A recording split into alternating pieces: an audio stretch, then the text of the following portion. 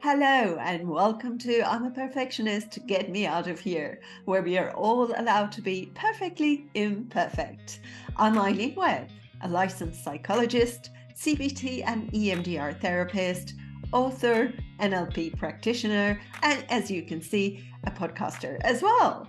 My guest this week is Julen, who is a Feng Shui expert and psychic. Through her group program, Love Your Life, she helps her clients gain confidence and clarity to live the life they love. Hello and welcome, Kim. Thank you. It's so good to be here. Yeah, I'm so happy that you could make some time for our podcast today. So I'm excited.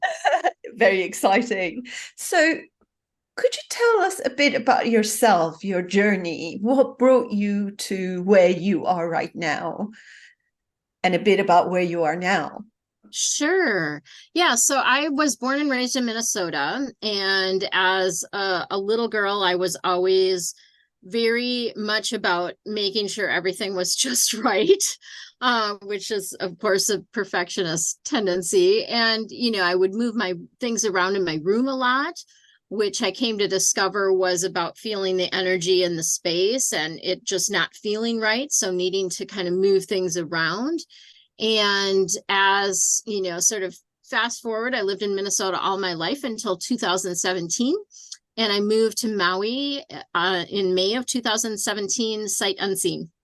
So talk about going from, like needing to have everything in order to moving to a place I'd never been, didn't know anyone, moved there by myself, had never even visited. And, it just really has been an amazing journey. I'm just so grateful to be there. And how did you start getting interested in Feng Shui and psychic reading?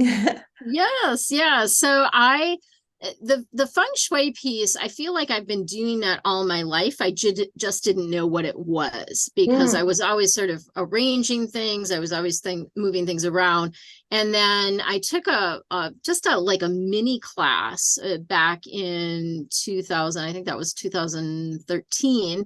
And I was like, wow, this actually, it was before that. I moved into a new home and things weren't going well. I went to the library and this book just sort of jumped out at me and it was on feng shui. And I started just reading and all these kind of things. And it made so much sense to me. It just was like, oh, this makes perfect sense. And I started to implement things and things started to shift. So it was one of those things that worked really, really quickly. And so I was just very excited about that. The intuitive piece has always been with me. I've always had a really strong connection with angels. And over the years, as I started to grow up, it just people didn't believe me. And so you kind of get that where you close it off, which is what I did. And that reopened in around 20, I would say, I think that was about 2011, 2012. I went to an event with Wayne Dyer and Esther Hicks, and it just like reopened immediately. I had one of those like awakening moments. Yeah, how And did it happen? What kind of transformation happened there? yeah, so I was at the event. My girlfriend and I had flown from Minnesota. We were literally just staying overnight for the event, and then flying home the next day. And during the event, the energy was so I now understand what was happening, but the energy was so strong that I could barely keep my eyes open. And it wasn't a jet lag thing. It was different. Like it felt just like, oh my gosh, there's so much going on here energetically. And the next morning when I woke up, my girlfriend was still sleeping. I grabbed my journal and I went out on the patio, and all of a sudden I could hear my angels and guides, like they were sitting right next to me and they were talking to me, telling me, oh, you're going to be channeling, you're going to be doing this, you're going to be doing that. And I'm sobbing, right? I'm like, no, find somebody else. I can't do this, right? And it just from that point on, I like to say lovingly that they haven't shut up since. Amazing. So that is part of your work, as I understand. Yeah, so that is where maybe I'm a little bit different than a typical feng shui practitioner because I really combine the intuitive piece. So I can not even know someone and talk to them, not even see their home physically, but be able to feel kind of energetically where things are off. Like I'll just out of the blue, I'll ask a question. They'll be like, yeah, that's what's, that's happening here. And I'll be like, okay, I'm getting that. Right. So I get pictures typically in my mind. Sometimes words come in as well. So you mentioned that you always wanted things in a certain way in your childhood, in your room. So that gave you kind of sense of control. And that really ties up wonderfully with when you discovered Feng Shui. It was like, oh my God, it all makes sense. And it Yes. also has the things in a certain place. So if I may just go back to your childhood and ask you about where that might have come from. Was there anyone else in your family, in your parents, any of your parents that had any high expectations from you, Uh, or that? I think from my perspective, I don't know that it was necessarily my parents, but I was the youngest of six. So I think for me, it was a way to sort of stand out, to, try to aim for that because I had so many siblings to compete with that it was, a way for me to try to be perfect. And it was a sense of control because there was more chaos with so many, my several of my sisters were much older, but for me it feels like it was a way for me to sort of have control when I didn't feel it necessarily, Especially if you're the youngest, right? yes, yeah. Mm-hmm. A way to kind of have some kind of some kind of control of your Or environment. to stand out, in some way to stand out. I was very vocal as well when I was young, which was another, I said I had to be, to be heard, right? So would you like to tell us a bit more about Feng Shui for those who are not, I'm not very familiar. I know a little bit about Feng Shui, but if Sure. you may, for those who are not familiar with Sure. you. So Feng Shui is actually an art and a science. It's thousands and thousands of years old, and it's based on the principle that your space reflects and affects your life.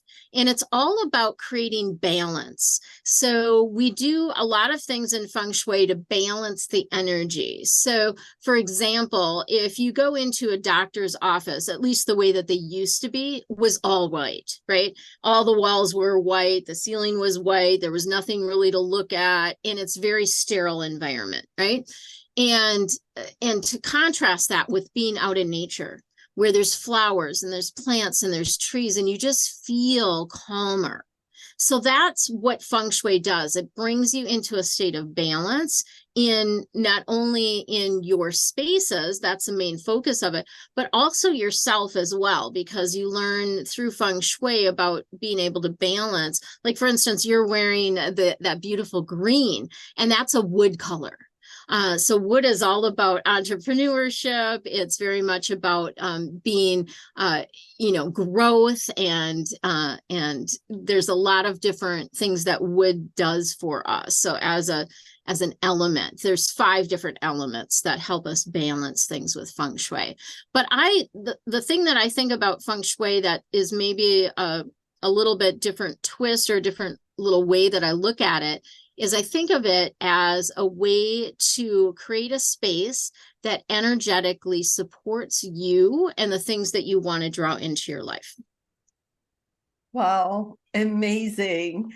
So I didn't realize when I was wearing the green that it was Right? about growth and wood and what it represents, entrepreneurship.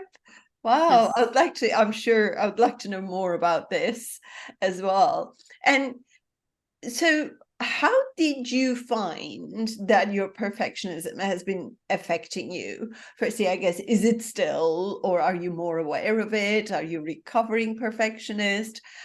What would you call yourself now, looking back? Yeah, I would say I'm a recovering perfectionist. I don't know that I'm quite there yet with letting go, because there is, especially if I'm doing an email or I'm doing, something for my business, I want it to, I want it to look good. I do take time to edit videos and that type of thing.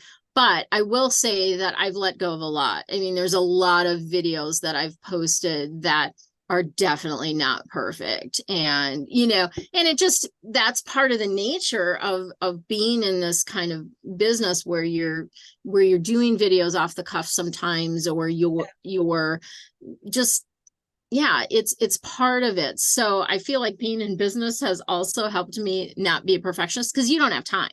You really literally don't have time to be a perfectionist. You have to just get things done. So I I do feel like, even in my own, life outside of business, that I have really gotten to a place of just letting go of things.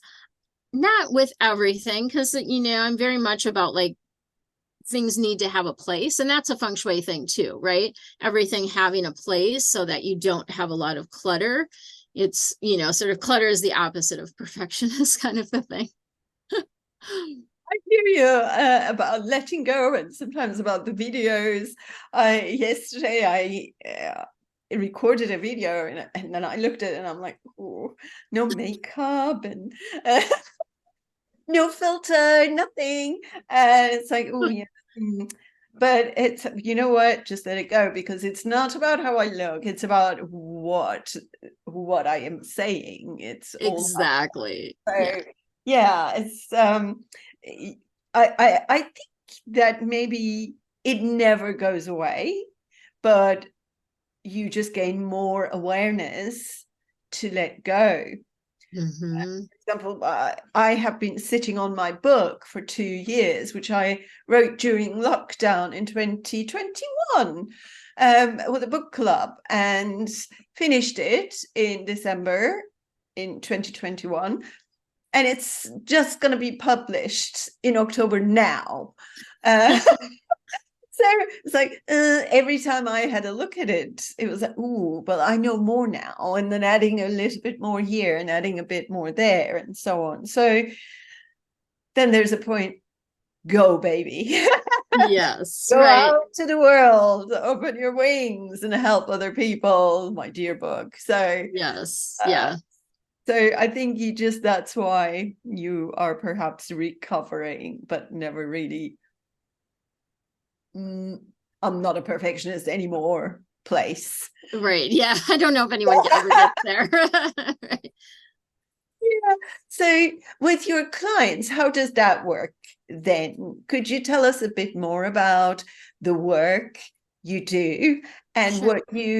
how you experience your perfectionism with your clients at your work, and how then you perhaps recognize perfectionism in your clients and how you deal with it? Yes. So I think the easiest way to talk about this is to give you an example. So there's a client that I went to see her home in Wisconsin, and everything was, like, in its place, right? There nothing out of place. And she had, I think at the time, had 2 or 3 dogs. So even, the dogs sort of had their place, and there was virtually almost nothing on countertops or on dressers or any surfaces, like, very, like, uh, on the surface looked perfect. But yet she had a lot of different things that were going on in her life that were not, health things and work things and other things that were going on in her life that were not perfect, right? that were that were problematic. Ever And are. Yeah. yeah, and so part of it too is, sometimes when you have an environment like that, similar to the doctor's office that's got all white walls, it's too sterile. There's not enough balance of softness, of different textures of different colors. That's where you get a lot of these places that are monochromatic, right? And it just doesn't feel like people don't want to hang out there because it doesn't feel comfortable, because we really as humans need that balance of the elements. And I'll just share what the 5 elements are. The elements are fire, earth, metal, water, and wood. So those are the 5 Feng Shui elements that we work with. And so we work with a balance of those. So perfectionists typically will be very metal people. And what I mean by that is each element has some characteristics that go along with it. Metal people are very by the rules. They're very much about wanting to make things right. They're very much about needing things in their place, right? And even to the point of like adjusting things, right? If something is off, like they'll move the picture in somebody else's house, right? It just that's the kind of that you might go to, which I used to do. yeah, right. Yeah. So that's where we have an overabundance of metal typically. So we all have all of the elements, but usually we have one that's stronger. And I would say typically perfectionists have a really strong metal element. And so they might wear a lot of white. They might be very much about wearing like fitted clothing versus like loose and flowy kind of clothing. They very much are just think about things from a place of being analytical and what's the right thing. So all of those things. So the reverse of that, though, then when I come in is like, how do I balance that? How do we shift that? And oppositely, if people are having trouble focusing, like for me, I need focus. So metal, the element of metal is also about focus. That's the main thing, right? Focus. And just to let you know, the shapes, so I mentioned the color white or gray are kind of the colors associated with metal. The shapes are round, which is so interesting because you have like these round shapes behind you, right? So yeah. Yep, round shapes or arcs or even ovals could potentially be something that you'd see a lot in that type of space. And then of course the substance would be metal itself. So like metal jewelry, maybe even shiny fabrics, that type of thing. Yeah, right. Which I mean, we all wear a lot of jewelry, so I don't know if that's but it's just one of the things that is associated with metal. So then to balance that, we need to bring in other elements. And in Feng Shui, there's a cycle of elements. And I won't go through the whole cycle, but just to know that metal impacts wood. So if you think of a metal axe cutting through wood, so if you want to balance the element of metal, you could potentially bring in more wood. Thus your green, right? That green helps balance that metal energy for you because it gives the metal something to do. So you're giving that something to do. So that wood is one of the elements. The other element is fire, because fire destroys metal. So if you fire a piece of metal, it's going to melt, right? It's going to impact it in some way. And so the other way to sort of balance that perfectionist tendency is to bring in the element of fire. And fire, as you can imagine, is reds, vibrant colors, orange. The shape is a triangle, kind of like a little teepee fire, right? The element itself is fire, like candles or lights are fire, more lighting as fire. So those are kind of some ways that I would go in to help a perfectionist, is to help balance those things within their space. Brilliant. And so how do you combine all your knowledge at your work, the the psychic reading and the angels, how, and feng shui, how do you combine them all, or do you do them separate? Well, I guess it's not possible to separate them, really. They would all. Yeah, it's really, yeah. So when I'm doing a feng shui consultation, because I'm very intuitive, most of my consultations now are remote. I happen to be in Minnesota right now, so I could potentially be doing some feng shui, live with clients here. But typically I'm doing everything remote because I'm on Maui. Other than people that are on Maui, then I will go to their physical homes, but I'm doing everything remote. So I do rely a lot on my intuition and my feelings about things. But I recently, we're sort of on a road trip right now, and one of my dear friends and clients lives in South Dakota, and we stayed with her for a couple days, and we had done a feng shui consultation remotely. But then when I was at her house, I'm like, oh, this makes a lot more sense to me. Like, right when I can see it physically, and just obviously spending, whatever, 5 days there, you get to see a lot more of the details and things like that. So we were talking about things that way, but I do combine them. I do things separately as well. I do angel readings just separately on their own, but sometimes feng shui things come into that, right? Yeah. Where I'll be like, oh, you've got money issues going on. I'm seeing this in your home. What's going on in this area of your home? So it will come in that way. And then when I'm doing, I do a group actually called Love Your Life, which combines everything. So I go through everything with the feng shui, with how do you connect with your angels and guides? How do you get clear? Because that's a big piece of this, right? Is getting clear in your space, in your mind, in your heart, to be able to open up to the things that you want to draw in. Yeah, declutter.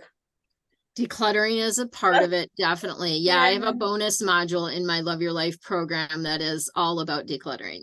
Yeah, absolutely. Declutter your mind, declutter your home, and your mind is your home anyway, Yes.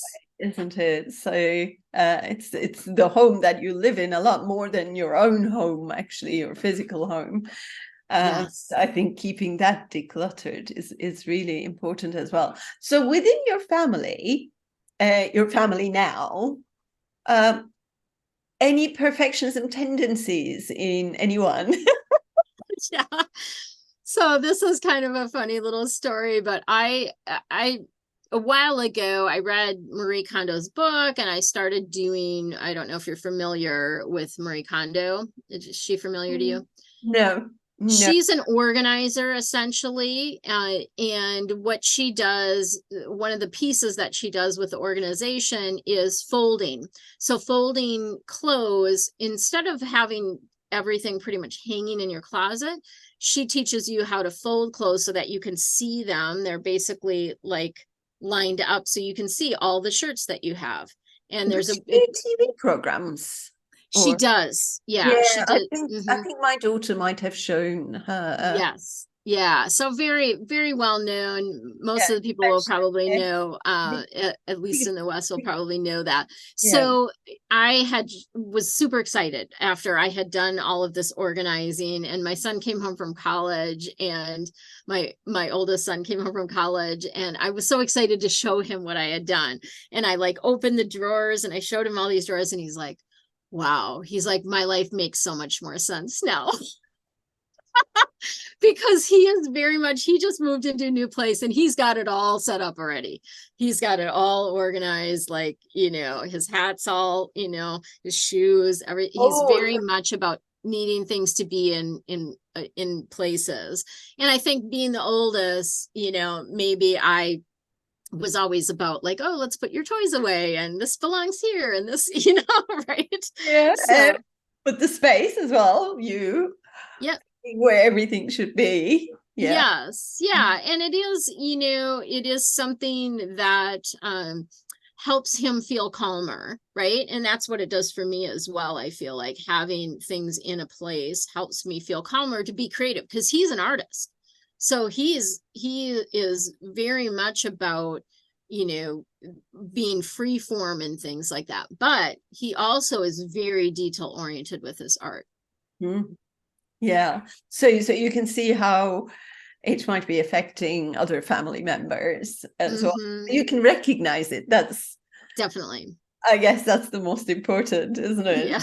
Yeah. Yes. Amazing. Amazing. Is there anything that you feel that we haven't covered yet? I know that you have a gift to our listeners as well, which they can look at the description of our episode description. Yeah, so just to give a little bit more about that gift. So it will give the listener a number of quick tips that are all about bringing more flow into their life, right? So bringing more opportunities, more abundance, more love, all of these different kind of things through some of these tips that I'm giving with Feng Shui. But then they also get a bonus. There's a series of videos that I did that are all about creating flow. And there's a lot of other things in there that are really, I've just heard a lot of great things from people that have tried these little simple little things. For instance, just making sure that you can open your front door fully, right? That there's nothing blocking it behind it, that you don't have shoes sitting behind it, that type of thing. So there's a lot of very simple things that they can get through that. And then it includes that Find Your Flow Masterclass as well, which is like a 45-minute class all about the specific things that you need to do to create flow in your life. So a lot of good stuff there. Amazing. Who could resist that? It sounds absolutely amazing. I think I'm going to go for it too. Awesome. Yeah. And well, thank you so much for being my guest today. And I know so much more about the five elements,